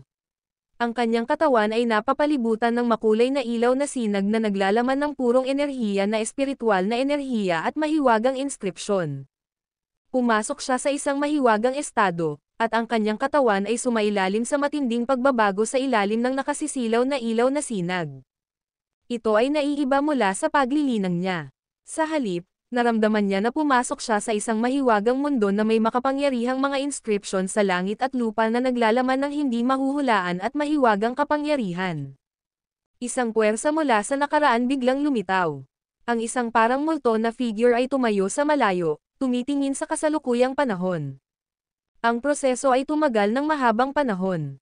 Sa wakas, ang gitnang eroplano ay nagbago sa isang superplane. Matapos ang lahat ng mga eroplano ay pinagsama, isang mahiwagang kapangyarihan ang lumitaw sa itaas ng korte ng langit ng Central Plane. Hindi mabilang na mga mahiwagang inscription din ang material at nakapaligid sa katawan ni James. Ang mga tumulong kay James ay makatiis sa puwersa ng paglaban ay natatakpan din sa mahiwagang halos, na tumatanggap ng isang pagpapala mula sa langit at lupa. Ano ito? Basahin ang makapangyarihang Dragon General Kabanata 5570. Di nagtagal, ang kapangyarihan mula sa hinaharap ay naging materialized din, at isa pang figure ang lumitaw kasama nito. Ang figure ay tumayo sa malayong at hindi maabot na hinaharap, na nakatitig din ng direkta sa kasalukuyang panahon. Ang nakaraan, hinaharap, at kasalukuyang puwersa ay magkakaugnay. Hindi ka panipaniwala si James. Habang nasa mahiwagang estado, sinubukan niyang maunawaan ang nakaraan, hinaharap, at kasalukuyan. Unti-unti, lumaki ang kanyang pag-unawa sa tatlong kapangyarihan. Matapos ang isang mahabang panahon, ang banal na ilaw na sinag sa paligid ng kanyang katawan ay nawala. Binuksan ni James ang kanyang mga mata, at isang madilim na puwang na puno ng mga bituin ang pumasok sa kanyang pananaw. Lumulutang pa rin siya sa walang bisa sa itaas ng Elysium Hall.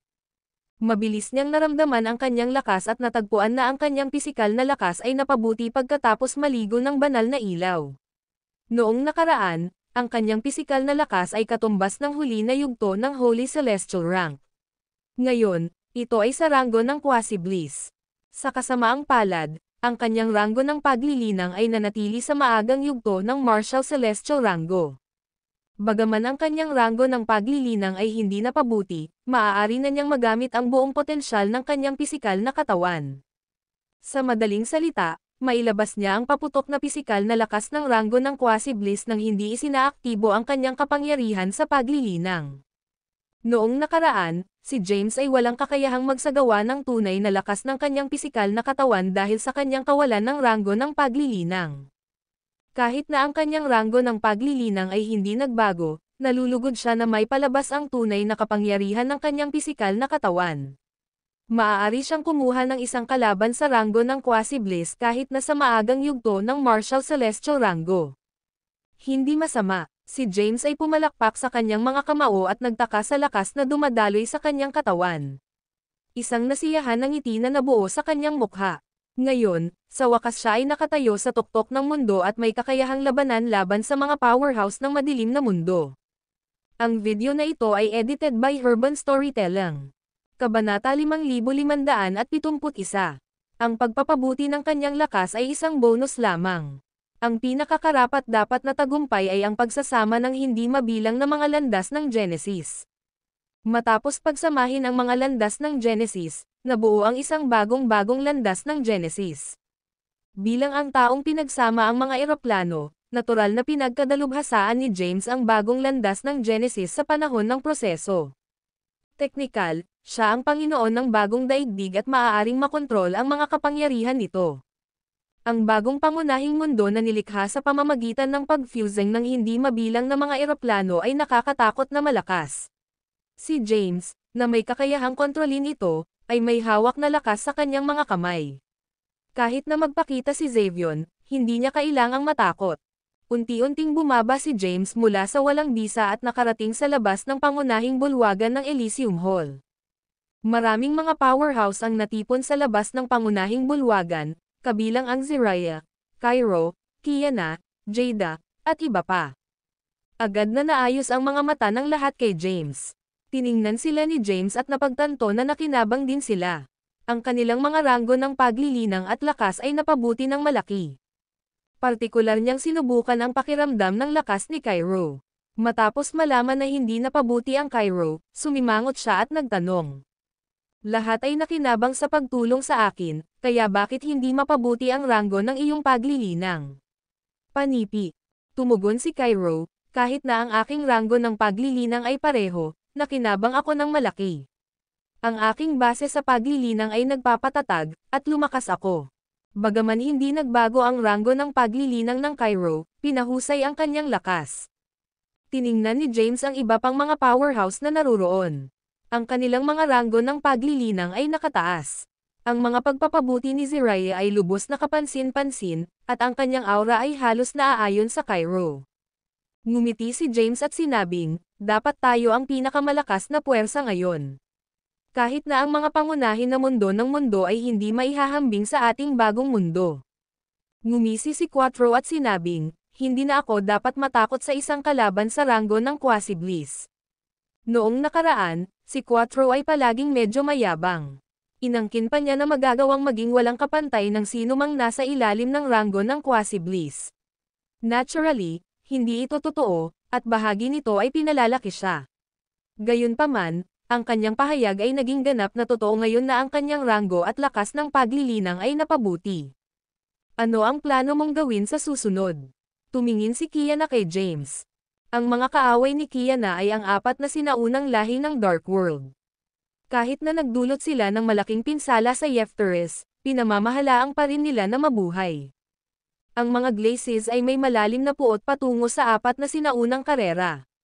Kaya, tinukoy ni Kiana na maghayganti para sa kanyang lahi. Tinanong ni Kiana, maaari ba tayong gumawa ng aksyon laban sa apat na sinaunang karera ngayon? Inikat ni James ang kanyang kamay at sinabing, hindi natin ito mapapadali. Ang apat na sinaunang karera ay umiiral ng napakatagal na panahon. Kahit na matagumpay kung pinagsama ang lahat ng mga eroplano, mahina ang ating pundasyon. Hindi pa natin sila hamanin. Mula sa pananaw ni James, nagmamadali hindi ito magandang ideya.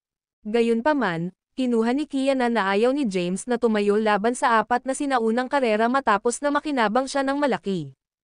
Kung hindi mo nais na makisali, hayaan ang aming mga hiwalay na paraan. Makikipag-ugnay ako sa apat na sinaunang karera sa aking sarili. Naisave mo ang Cairo, at ipinangako kong hayaan siyang nasa ilalim ng iyong utos. Natupad ko na ang aking pagtatapos ng pangako. Lumingon si Kiana kay Cairo at inutusan, hayaan. Oo, Princess, tumanggo si Cairo. Nais ni Cairo na manatili sa tabi ni James upang matuto ng higit pa, na iniisip ang kanyang pagkakataon na maabot ang Transcendental Bliss ranggo na pagdurusa ay mas mataas. Gayunpaman, siya ay mula sa mga Glaces, pagkatapos ng lahat. Si Kiana ay ang tanging iba pang nakaligtas na miyembro, at tungkulin nitong sumunod sa kanya. Sumimangot si James habang naglalakad palayo sina Kiana at Cairo. Ang video na ito ay edited by Urban Storytelling. Kabanata 5572.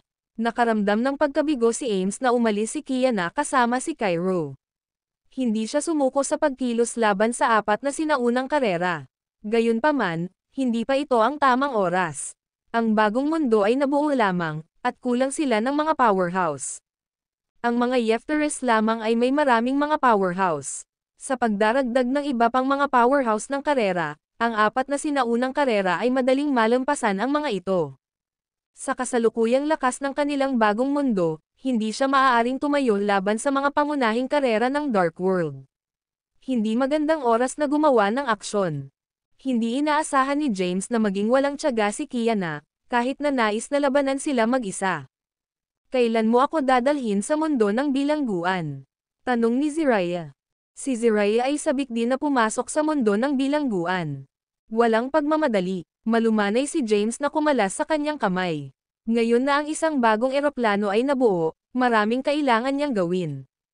Una, kailangan niyang bumalik sa universo ng tao upang suriin ang kanyang pamilya at mga kaibigan. Ito ay isang mahabang panahon mula nang siya ay muling makasama sa kanila. Kahit na bumisita siya sa nakaraan, lagi siyang nagmamadali. Walang kagyat, kaya pinlano niyang gamitin ang pagkakataon na gumugol ng oras sa kanyang pamilya at mga kaibigan. Anong posisyon ang ibibigay mo sa akin sa bagong mundo, General? Hiniling ko ng maaga upang maging Deputy Plane Lord, sabik na sinabi ni Quattro, natatakot na tutol si James laban sa kanyang salita.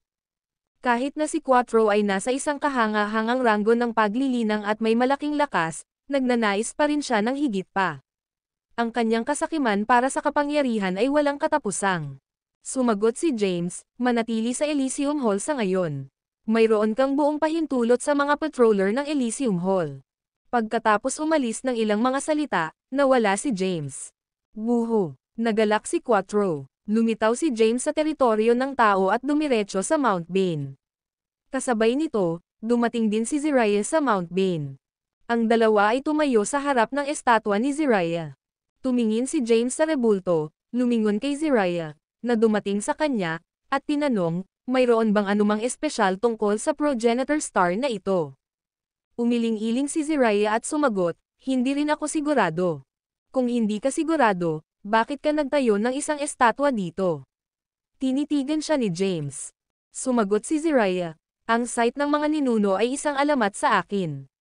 Nabasa ko na lang ang mga tala tungkol dito sa mga sinaunang libro. Napagpasyahan ko lamang na muling makarinig sa eroplano ng Endlos dahil ibinawas ko ang isang hindi natuklasang progenitor star na umiiral sa eroplano ng Endlos.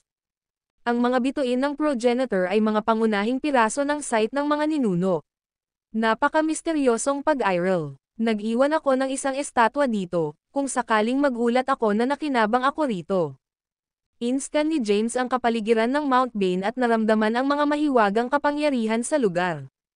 Pagkatapos, tinanong niya, sa palagay mo ba maibabalik ko ang site ng mga ninuno kung pagsamahin ko ang mundo ng bilangguan kasama ang bagong mundo? Ang kalsada ba ay lumitaw sa site ng ninuno na re-emerge?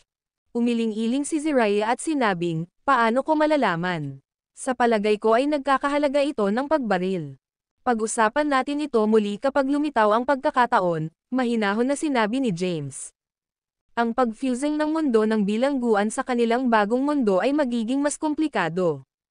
Ang mundo ng bilangguan ay tinatakan ng isang porma sayon na ginawa ng mga primitive na inskripsyon ng iba't ibang karera. Ang mga nagtatanggol na kapangyarihan nito ay katangi tangi, na imposible na masira ng lakas. Ang tanging paraan upang ma-deactivate ang pagbuo ay upang makabisado ang mga primitive na inskripsyon ng hindi isa, hindi dalawa, ngunit libo-libong karera. Ito ay isang mahirap na gawain na nangangailangan ng oras. Ang video na ito ay edited by Urban Storytelling. Kabanata 5573. Maikling pagdating ni James sa Mount Bane, ilang tao ang sumugod. Bumaba sila mula sa langit at nakarating sa tabi niya. Dumating ang Hetsema, Jacopo, Winnie, Zane, at iba pang mga anak. Sina Zaves, Gaius, Taran, Henrik, Yardos, at iba pang mga powerhouse ng tao ay dumating din upang makita siya. James, sa pagtaas ng bilang ng mga powerhouse na lumilitaw, ang lugar sa paligid ng estatwa ng Zariah ay agad na napuno. James, ang isang tao na may balat ng balat, na nagbibigay ng isang nakasisilaw na sandata, ay lumitaw. Ito ay walang iba kundi ang dating confidential ni James, si Henry, na nagsisilbing general ng Korte ng Langit. Hoy doon! Nakakakita ng napakaraming pamilyar na mukha, ngumiti si James. Tatay, nasaan ang ina? Tanong ni Jacopo. Sagot ni James, nililinang niya ang isang ligtas na lugar. Ang tingin ng lahat ay naayos kay James, maliwanag na natutuwa na makita siya muli. Nakita ni Zaves si Zariah at sinabi, matagal na mula nang magtagpo kami, si Zariah. Hindi ko inaasahan na ang iyong ranggo ng paglilinang ay napabuti ng labis kapag nagkita kami muli. Napagtagumpayan mo na ako. Noong nakaraan, si Zaves ay naaayon sa Zariah. Ngayon, mayroon ng napakalaking agwat sa kanilang mga ranggo ng paglilinang. Tumingin si Zariah kay Zaves at tumanggo ng basta-basta bilang tugon. Nagambala si James, na nagsasabing, bumalik muna tayo sa Korte ng Langit. Iniwan ng grupo ang Mount Bane ng paisa-isa at tumungo sa Korte ng Langit.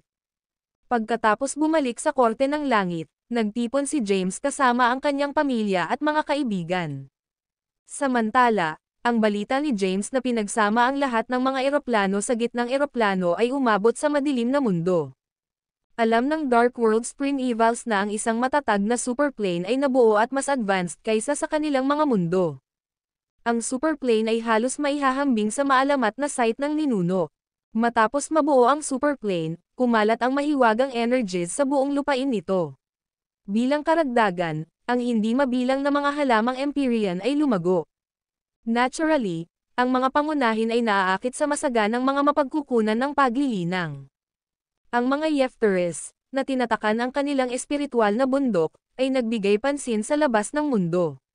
Ang kanilang natitirang mga powerhouse ay nagtipon sa loob ng kanilang pangunahing bulwagan. Si Hakathra ay nakaupo sa pinakamataas na upuan, at ang Grand Patriarch ng Yefteres na si Navin, ay nakaupo sa tabi niya. Wala pa bang balita ng Xavion? Tanong ni Hakathra na may isang mabagsik na ekspresyon. Sumagot ang isang alagad, ang aming mga tiktik ay nagsusumikap upang mangalap ng impormasyon. Gayunpaman, wala pang anumang bagay tungkol sa kanyang kinaroroonan. Panipi. Sumimangot si Hakathra at sinabi, ang isang super plane ay nabuo sa labas ng madilim na mundo. Halos naaayon ito sa dating site ng ninuno, at maraming mga mapagkukunan ng paglilinang ang lumitaw. Nagdusa kami ng isang mahusay na suntok at nawalan ng maraming teritoryo sa oras na ito. Dapat nating sakupin ang kontrol sa superplane na ito. Panipi. Ang superplane ay napaka-nakatutokso, at kahit na ang mga Yefteres ay nakapatong sa kanila. Tumingin si Hakathra kay Navin at tinanong, ano sa palagay mo, Ginoo? Si Navin ay tame time na sumagot, ang mga Mevriers at Shadowers ay gumawa ng malaking galaw sa madilim na mundo, na nasamsam ang mga pag-aari na dating sa amin. Kaya, walang anumang mga powerhouse kasama si James sa gitnang eroplano ngayon. Ito ang aming pagkakataon. Gayunpaman, hindi tayo maaaring kumilos ng walang ingat dahil hindi pa ipinakita ang Xavion. Bagaman nais din ni Navin na sakupin ang gitnang eroplano, alam niya na wala silang lugar na kumuha ng mga panganib ngayon. Tulad ng sinabi ko, dapat tayong maghintay hanggang bumalik si Xavion. Sa palagay ko dapat nating tipunin ang mga pangunahing karera ng Dark World at ilunsad ang isa pang pag-atake sa gitnang eroplano, marumi ang sinabi ni Hakathra. Ang video na ito ay edited by Urban Storytelling. Kabanata 5574. Ang Yefteres ay tinokso ng bagong superplane na nabuo. Handa silang talikuran ang dati nilang nasakop na mga teritoryo. Gayunpaman, ang superplane ay isang pagkakataon na ayaw nilang palampasin. Pagkatapos ng lahat, ito ay isang pag-iral na mayroong hindi bababa sa kalahati ng dating kaluwalhatian ng ancestral site. Bilang ang lahi na naghari sa madilim na daigdig sa loob ng mahabang panahon, ang superplane ay sadyang masyadong nakakatokso para labanan ng mga Yefteres. Iminungkahi ni Hakathra na magpadala sila ng mga imbitasyon sa iba pang mga lahi upang maglunsad ng pag-atake sa Central Plain. Gayunpaman, ang Grand Patriarch ng Yefteres, si Navin, ay tutol dito. Naniniwala siya na dapat nilang iwasan ang panggugulo sa Central Plain sa ngayon at kumilos na lamang pagkatapos bumalik si Xavion. Sa Dragon Abyss, mayroong isang magandang tanawin na nakatago ng isang misteryosong porma sayon. Ang malawak na lupain ay dating core ng Dragon Race. Sa kasalukuyan, ito ang tirahan ng dakilang commander ng Shadowers. Pare, tumayo si Sayla sa harap ni Jurit at sinabing, nagsumikap ang aming mga miyembro sa panahong ito. Marami na silang nasamsam na mundo. Pinakinggan ng mabuti ni Jurit ang ulat ni Sayla. Nang matapos ay tumanggo siya na may kasiyahan. Nga pala, biglang may naisip si Sayla at sinabing, pinagsama-sama ni James ang mga eroplano sa labas sa isang advanced na mundo. Ito ay halos kalahati ng lakas ng dating ancestral site ngayon. Oh, na-intriga, bumulong si Jurit, talagang nagtagumpay siya. Nagpatuloy si Sayla, na nagsasabing, ang bagong eroplano ay napakalakas, at ang mga lupain nito ay napuno ng masaganang enerhiya. Hindi mabilang na mga kayamanan at mga biyaya ang lumitaw din. Pagkatapos ng panandaliang paghinto, sinabi ni Sayla, nalampasan na ng Central Plain ang mga mundo ng Primevals. Mahinahong sinabi ni Jurit, sinamantala niya ang kaguluhan ng Dark World at ginamit ang pagkakataon para pagsamahin ang mga eroplano sa isang makapangyarihang mundo. Gayunpaman, maaaring hindi siya sapat na malakas para ipagtanggol ito. Pagkatapos mapansin ng iba't ibang lahi ng Dark World, agad silang aaksyon laban sa Central Plain. Tumanggo si Sayla at sinabing, Ma'am, maliban sa ibang mga angkan, hindi papayag ang mga Yefteres na gawin ni James ang kanyang itinatakda. Nakatakas ang kanilang bunsong prinsipe, si Xavion. Pagkatapos niyang gumaling, tiyak na maglulunsad siya ng pag-atake kasama ang mga powerhouse ng Yefteres. Malamang kung bakit hiniling ni James na protektahan mo siya sandali. Sumagot si Jurit, matagal na akong may sama ng loob sa apat na sinaunang lahi, lalo na sa mga Yeftero. Ang mga Yeftero ay mayroon ng impormasyon tungkol sa aking supernatural power. Noong nakaraang pag-atake, hindi ako nag-abalang itago ang aking mga kakayahan. Dapat nilang malaman na kasali kami ng puwersa ko. Sa ngayon, wala akong choice kundi ipagpatuloy ang pakikipag-alyansa kay James. Ang Shadowverse ay nasa isang mahirap na lugar. Bagamat nagkaroon ng malaking dagok ang Yefteris, nakaipon sila ng matibay na pundasyon sa paglipas ng mga taon. Bilang karagdagan, mayroon pa rin silang maraming mga powerhouse. Maraming iba't ibang lahi ang umiral sa Dark World. Kahit na ang mga Shadowverse ay makapangyarihan, hindi sila sapat na malakas upang labanan ang lahat ng iba pang mga lahi. Halos nasakop na ang mga inabandonang teritoryo ng mga Yeftero. Sinakop namin, ang mga Mevriades, at iba pang mga nakatagong lahi ang mga lugar na ito. Anong next move natin? Nag-isip sandali si Jurit, saka sinabing, hindi na kailangang magmadali. Tingnan natin kung ano ang ginagawa ng ibang lahi ng Dark World pagkatapos malaman ang Super Plane. Sige, tumanggo si Sela. Ang pagbuo ng Super Plane ay nagdulot ng malaking kaguluhan sa Dark World. Ang lahat ng Primevals ay binibigyang pansin ang Central Plane. Kasabay nito, ang mga mata nila sa Yefteris. Si James, na nagsanib sa hindi mabilang na mga eroplano, ay gumawa ng malaking dagok sa Yefteris. Ang paghihiganti ay parang pangalawang kalikasan sa mga Yeftero. Kaya, hinihintay nila ang Yefteris na harapin si James at ang Super Plane. Lumipas ang oras araw-araw. Matapos ang isang yugto ng kaguluhan, unti-unting bumalik sa kapayapaan ang madilim na mundo. Sa kabilang banda, nanatili si James sa Heavenly Court ng ilang oras. Pagkatapos, naglibot siya sa Central Plane para maghanap ng ilang bihirang materyales. Naghahanap siya ng mga materyales para makagawa ng makapangyarihang boundary breaker runes. Ang video na ito ay edited by Urban Storytelling. Kabanata 5575. Gumawa si James ng inventaryo ng mga materyales na kanyang ninakawan mula sa mga Yeftero. Mayroon siyang sapat na materyales para sa ilang dosenang boundary breaker runes na may kakayahang dumaan sa iba't ibang porma sayon. Gamit ang boundary breaker runes, makakapaglabas siya ng 12 dosenang mga powerhouse mula sa prison world. Gayunpaman, hindi mahuhulaan o makontrol ni James ang mga powerhouse na ito. Hindi tiyak kung anong uri ng mga bagyo ang itataas nila sa madilim na mundo. Ngayong nabuo na ang Super Plane, maraming mahiwagang materyales ang lumitaw. Kinolekta sila ni James para gumawa ng mas maraming boundary breaker runes. Pagkaraan ng ilang sandali ay gumala si James, nakakolekta si James ng napakaraming materyales. Ngayon, mayroon na siyang sapat na materyales para sa humigit kumulang 50 boundary breaker runes. Ito ay sapat na, James murmured. 50 boundary breaker runes para iligtas ang 50 powerhouses mula sa prison world. Nagtataka ako kung kumusta si Thea sa prison world. Na-miss ni James si Thea. Dati, natatakot siyang malalagay sa panganib si Thea kapag nasa tabi niya. Ngayong nabuo na ang Super Plane, mas nakaramdam siya ng kumpiyansa at hindi na nag-aalala na hindi niya matiyak ang kaligtasan nito. Para naman sa Yefteris at iba pang Primevals, desidido si James na huwag silang pabayaang umalis ng buhay kung maglunsad sila ng pag-atake sa Central Plane. Nagpasya si James na pumasok sa prison world. Gayunpaman, kailangan niyang ayusin ang mga bagay sa Central Plane bago umalis.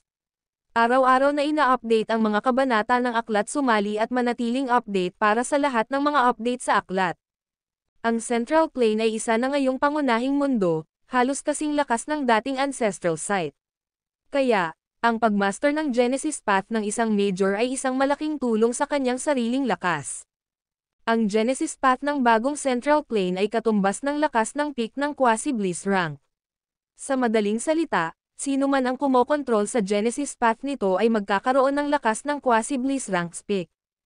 Hindi sigurado si James kung gaano siya katagal sa prison world. Nag-aalala siya na sasalakayin ng Dark World's Primevals ang Central Plane pagkatapos niyang makapasok sa prison world.